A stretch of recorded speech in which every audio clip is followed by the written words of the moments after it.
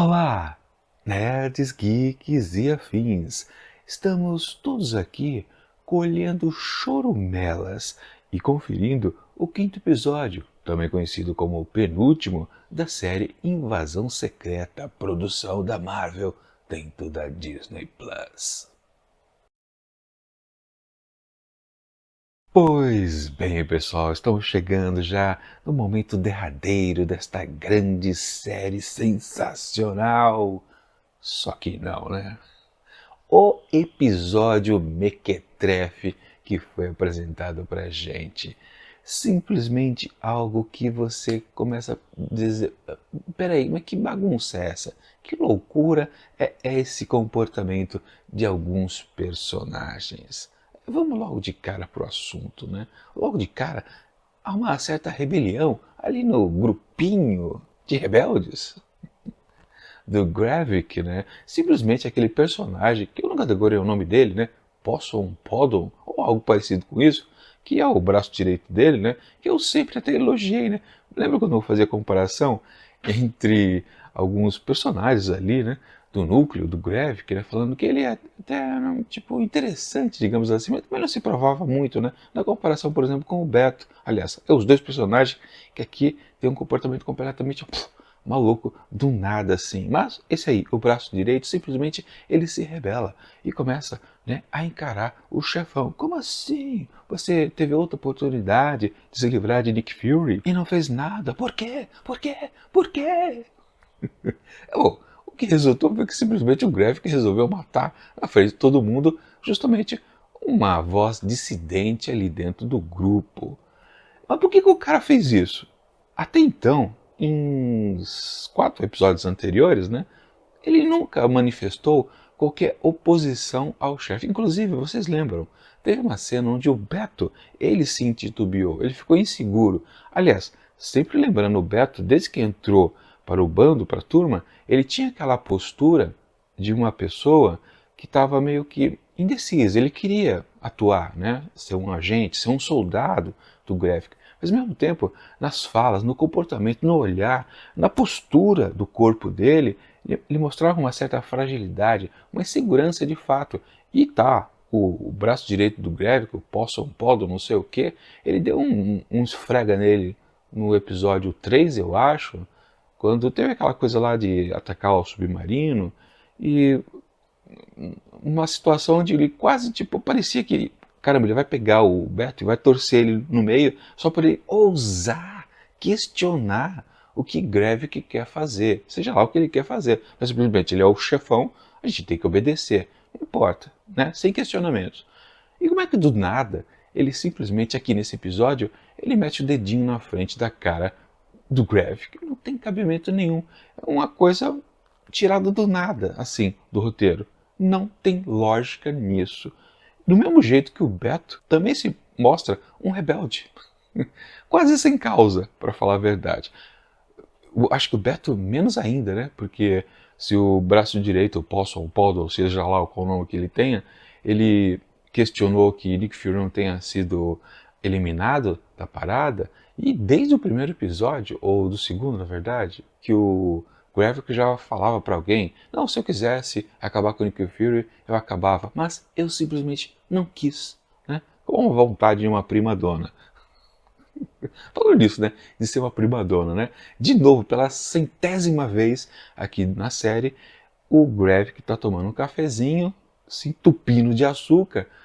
E aquilo ali é só pose de vilão. É que nem aqueles vilões, tipo o vilão da América Latina, né? Que tá sempre com uma roupa branca, não sei o quê. Aquele clichêzão. Esse negócio de ele estar sempre tomando café e exagerando o açúcar, eu até pensei, caramba, acho que como vão vencer ele? É através do açúcar, né? O cara, sei lá, tem algum motivo que possa derrotar ele por causa disso, né? Talvez um vício em açúcar que os Skrulls não são resistentes ao açúcar, né? Um vício dele, né? Uma coisa nesse gênero, né? Pode até que aconteça isso, porque para justificar, né, essa insistência em mostrar ele tomando café o tempo todo, né? E sempre em pose, né? Pose de vilão de quinta categoria. Mas enfim, lá o braço direito dele toma uma atitude completamente nada a ver, que não condiz com o comportamento que ele tinha anteriormente, e depois o Beto também, junto com outros ali, totalmente também revoltadinhos da Silva, tentam atacar de forma mais violenta, e olha o detalhe do próprio Beto. Ele, que sempre teve aquela postura, como eu coloquei, sempre insegura, né? A expressão do corpo dele sempre assim para baixo, subserviente. De repente, ali quando ele está peitando o Gravik, tudo bem, ele tirou o chapéu. Até eu estranhei, só quando eu assisti de novo pela segunda vez, eu falei, caramba, é o Beto. Eu não me toquei, porque o Beto sempre teve com aquele chapéu que ele protege as orelhas do frio, né? E na cena ali, aliás, a cena já começa com ele já com o chapéu na mão, ou seja, a gente não percebe que ele tirou o chapéu, mas claro, foi cortado ali na edição, ele se aproximou ali da mesa onde o Gravik estava e realmente ele tirou o chapéu e ficou naquela postura ainda de submissão que ele já tinha antes. Só que ali, meio que sem falar muitas palavras, ele está peitando também o Gravik. Ok, você pensa que ali vai desenrolar alguma coisa. E de repente, né, um dos caras que estão lá, né, a gente nem percebe que ele está já comunado com outros, né? De repente alguém levanta, tá com uma barra de ferro nas mãos e depois taca na cabeça não, nas costas do Gravik, que tem toda aquela confusão. Acho que eram 5 caras, talvez, né, tentando conter ele, mas aí ele, né, tem aqueles brilhos de Super Screw e acaba derrotando todo mundo e depois ele finaliza o Beto lá diante de todos os outros medrosos, né, só para ele afirmar que, ó, ninguém se mete comigo, todo mundo tem que me obedecer, quem, né, fraquejar um pouquinho, é eliminado.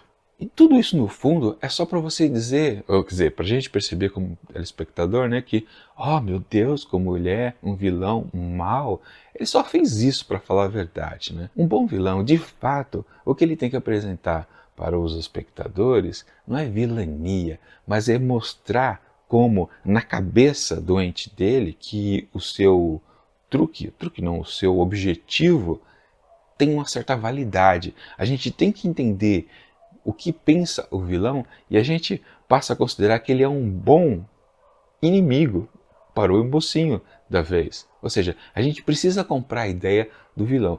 E durante toda a série a gente só vê o Gravik fazendo vilanias, na maldade com os outros, né, sendo cruel. E acabou. Ele não vende o discurso de um bom vilão. Ou seja, ele não convence a gente que ele tem um ponto interessante a se pensar. Bom, um ponto positivo que tivemos aqui nesse episódio é que não tivemos uma ressuscitação de Talos, né? Ele realmente morreu. E ficou por isso mesmo. É uma cena de funeral também, um pouquinho meio esquisito, porque a filha apareceu e foi falar com a Priscila. Aquela associação das duas gerou uma cena bizarra lá mais pra frente no episódio, mas foi uma forçação de barra, digamos, unir, né? O roteiro achou um jeito ali meio forçadão. E lembra que eu considerei que a Priscila nunca mais apareceria, porque eu considerei que aquela cena definitiva entre ela e Nick Fury fosse até uma cena refeita depois, tipo, se pensava em matar ela, o Nick Fury matava ela, né? Sentindo-se completamente traído, mas depois se pensou um pouco, não, pensar bem, a cena ficou um pouco violenta demais, né? Um homem matando uma mulher, não sei o quê, vamos fazer diferente, vamos deixar os dois vivos, né? Ninguém machuca ninguém, a bala acerta só nas paredes e fica por isso mesmo. Eu considerava mesmo no episódio anterior que ela não apareceria mais, talvez deixando uma certa deixa para uma segunda temporada, talvez, embora isso seja considerado apenas realmente uma minissérie, não é uma primeira temporada de uma série. De qualquer forma, eu me espantei que ela voltou a aparecer, só que aí eu fiquei de queixo caído qual foi o motivo exato de terem conservado ela na série ainda. Ou seja, então aquela conclusão dela com Nick Fury meio que já estava planejada de verdade. Mas o que fizeram? Aquela cena de ação, a única cena de ação que tem no episódio, né? Totalmente focada nas duas. Que absurdo é aquilo? Elas começaram a atuar com agentes profissionalíssimos de, né, uma certa mistura de SWAT com espiões profissionais. Pegaram coletes, lá já estava preparado ali, né, na gaveta, tinha as armas, e elas conseguiram eliminar todos os caras que Gravik havia mandado, né? para matar a Priscila, né? Esqueci o nome dela, Screw, sempre esqueço o nome dela, Screw. E é ridículo aquela cena, uma forçação de barra. Claro, só para enaltecer a mulherada aqui no episódio, né? Falando nisso, né? Também tivemos, claro, a participação de Sônia, de novo, atuando em modos que a gente gostaria de ver o Nick Fury fazendo. Ela vai atrás daquele inglês também, né? Que era justamente aquele que já tinha aparecido em foto no episódio 2 anterior, porque o anterior ela não participou, né? O episódio 3, onde ela falava que eu tenho coisas a me preocupar porque eu já tenho o meu infiltrado. Ou seja, ela já entra ali na sala do sujeito, já dizendo para ele, você é um Skrull, e dá um tiro nele, né? Para ele poder se revelar, pelo menos ali onde está o tiro, que é um Skrull, coisa que não tinha acontecido antes, né? Acho que quem levava tiro Skrull não aparecia imediatamente a reversão da sua transmorfice, digamos assim, em ser humano, né? Foi uma forçação de barra também só para os outros seguranças que entraram dentro da sala, né? Não reagisse contra ela, né? Tipo, tá vendo? Ele é um Skrull mesmo. Uma coisa meio esquisita também, forçação de barra, né? Mas o que vale destacar é que realmente, por 2 vezes nesse episódio e no segundo, ela atuou como uma espiã que usa de métodos agressivos. Parecia quase um Jack Bauer, para falar a verdade, né? Jack Bauer, personagem da série 24 Horas, que simplesmente é nessa linha. Precisa de informação de um sujeito nefasto? Não tem delicadezas, né? Simplesmente ela atua dessas 2 maneiras, com esses 2 sujeitos, e poderia ser o Nick Fury. Bom, a gente viu em algum filme que ele fosse assim tão violento? Não me lembro, mas caberia na figura dele. Porque essa personagem, a Sônia, dentro dessa série, ela só está para meio que diminuir também a figura masculina que é Nick Fury. Ele não é o foderástico, quem é ela. Ela que está em as atitudes mais agressivas. E até me faz lembrar de uma coisa que uma birutice que está aí pela internet, que no final da série vão descobrir que Nick Fury é um Skrull. Não tem cabimento, né? Porque está lutando o tempo todo contra. E Sônia também dizem, não, ela também vai se revelar uma Skrull. Pô, também não tem sentido. Ela já atacou 2 Skrulls, né? Não tem cabimento nenhum. Quer dizer, ela pode dizer no final, eu também sou do lado do bem. Aquela coisa, né? Eu acharia mais vantajoso descobrir que Beto era um infiltrado dela lá dentro do bando do Graphic, né? Mas isso, claro, já está descartado. Bom, e o que mais aconteceu de interessante nesse episódio? Só teve a conclusão daquela linhazinha do presidente dos Estados Unidos, né? Que foi socorrido. Aliás, o cara vai pro hospital e não tem ninguém protegendo ele, não tem nenhuma força. Tudo bem, ele não estava em solo americano, né? Aliás, ele está onde? Ele está em Londres, né? Ele está em Londres, né? E falando nisso, né? Mais uma vez, Gravik vai fazer um ataque em algum lugar e depois volta tranquilamente para a Rússia. Ou seja, é um vai e vem para lá e para cá o tempo todo. Me lembra muito as novelas da Glória Pires. Principalmente aquela que se passava no Brasil e lá nas Arábias, né? Era um trânsito para lá e para cá. Parecia que não existia avião nessas viagens, né? Parecia que em meia hora o cara se teletransportava. Enfim, o Gravik nessa coisa de sempre voltar lá para a sua base, fica uma coisa meio forçada, né? Tudo bem, o cara se transmorfa em qualquer pessoa, né? Não é nenhuma barreira ali nos aeroportos que vai detê-lo, né? Para isso, mas fica meio esquisito ele ficar sempre passando de um lugar para o outro, né?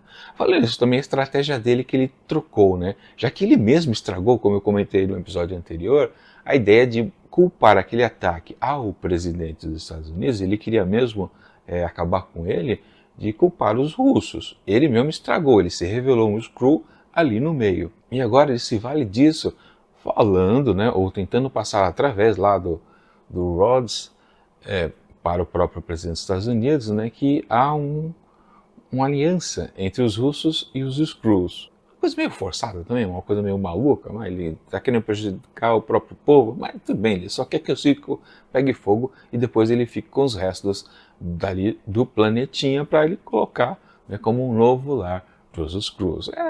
De novo, a motivação do personagem, do vilão da vez, é muito mal feita, né? De modo algum a gente pode pensar que ele é um grande estrategista que está traçando tudo nos mínimos detalhes para que tudo faça um sentido forte, coeso, que a gente olhe e diga, cara, que belo vilão, né? O cara tem uma inteligência. Não, ele quase age mais por instinto e por um criancice talvez não queira eliminar o Nick Fury, né? Só quer ver que ele vá se sentir o culpado, porque quando tudo terminar, a humanidade estará destruída e, Nick Fury estará sofrendo no cantinho de uma cela. É uma coisa besta, né? E a questão de Gaia ter se transformado numa Super Skrull. O Nick Fury comenta que Talos contou para ele, né, antes dele morrer, né, que realmente ela conseguiu esta facilidade, né? E em nenhum momento ali é colocado que ela possa ser uma solução, mas é óbvio que isso vai acontecer no último episódio. Por mais que no finalzinho deste aqui, lá naquela cena meio esquisita, né? Lá na cripta, né? Lá no cemitério, onde ele vai abrindo cada uma das caixinhas ali funerárias, ele vai pegando algum apetrecho para se transformar no Nick Fury, né? Geralmente nas outras séries da Marvel, a gente sempre via, num certo ponto, o herói da vez, em questão, né? Ele adquiria um novo uniforme. E na verdade é a famosa cena do Rambo, né? Lá do filme, o primeiro filme do cinema, onde ele se prepara todo, coloca bandana, né, passa carvão no rosto para se camuflar, ou seja, se prepara para a guerra. Né? Essa é uma coisa que sempre foi bem utilizada pelos filmes da Marvel também na série. Então chegou esse momento aqui também para Nick Fury. Então ele se monta, coloca até inclusive o seu tapa-olho, ou seja, ele volta a ser aquela figura que a gente estava acostumado de antes. Ou seja, sim, agora vai. Isso agora vai no último momento para o último episódio da semana que vem. É muito pouco, óbvio, né? E também mais uma vez aqui nesse episódio foi reafirmado que é ele que tem que resolver a parada. Não precisa de Vingadores. Aliás, os Vingadores voltam à baila aqui porque justamente aquela coisa da colheita, que é o título do episódio, é justamente, sei lá, naquele frasco que ele pegou.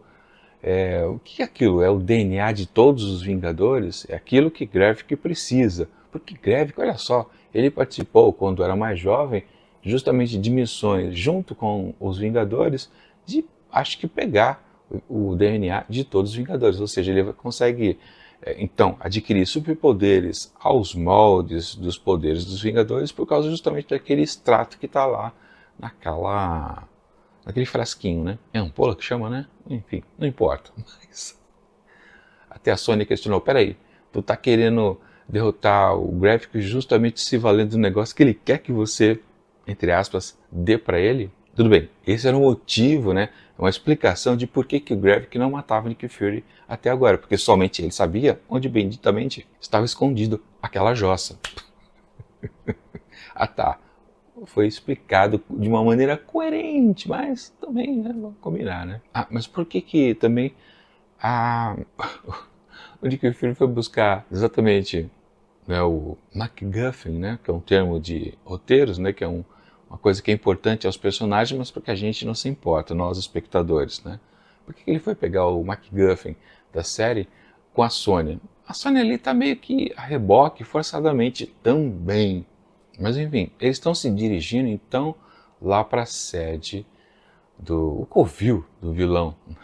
O Gravik até fala para ele tomar uma cápsula de iodo porque a radiação ali é forte, né? Enfim, né?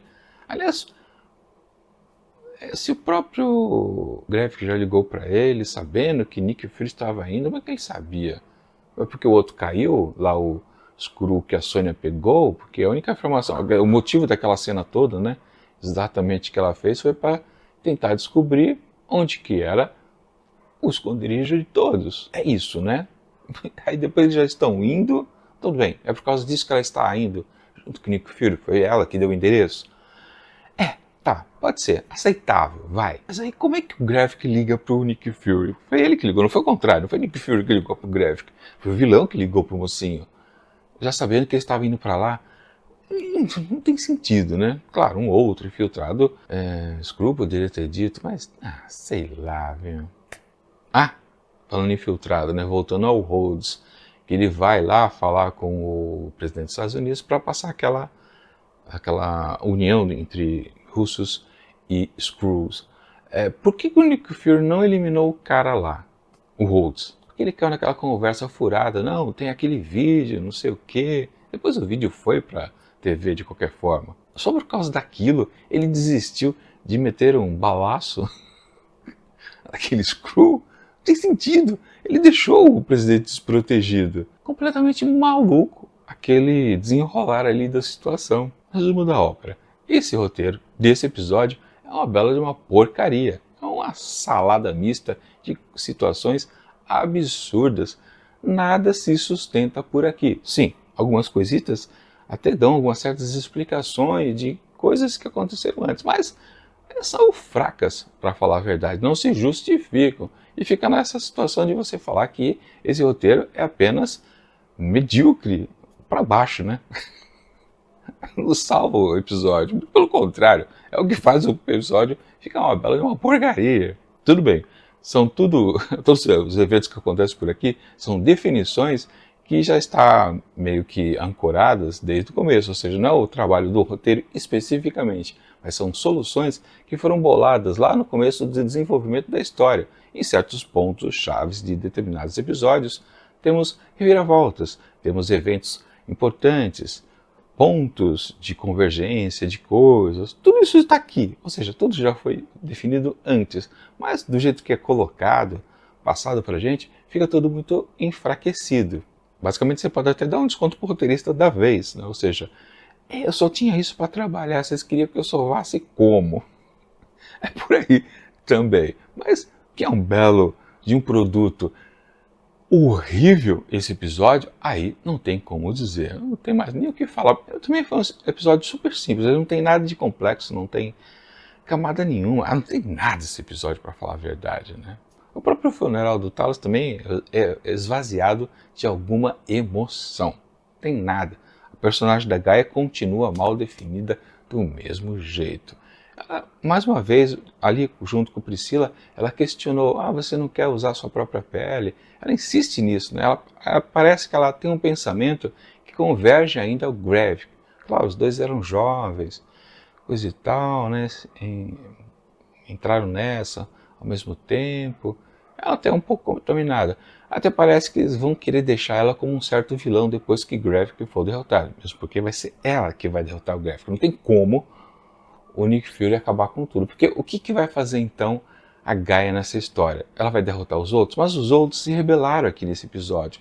Ou seja, tem uma situação onde praticamente todo mundo já está contra o Gravik pela intimidação que ele fez a todos. Isso ficou evidente aqui nesse episódio, né? Ou seja, ele só tem seguidores por causa da sua violência. Nada mais do que isso. O seu discurso ideológico já foi para o espaço. Não tem que duvidar, né? Enfim, o que Gaia vai fazer? Vai realmente só derrotar o vilão ou vai se transformar numa vilã?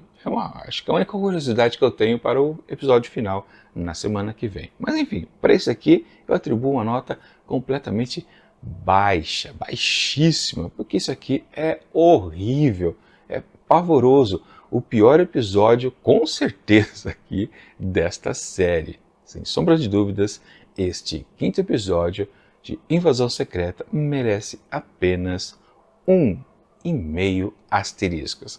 E olha que pode ser até exagerado. E basicamente a gente pode dizer que isso aqui só não é uma coisa que merece até menos, porque já existiu dentro dos produtos da Marvel algo como Mulher Hulk, que aí sim merecia 0 e outras coisitas. Enfim, é horrível esse episódio, mas não é completamente um desastre.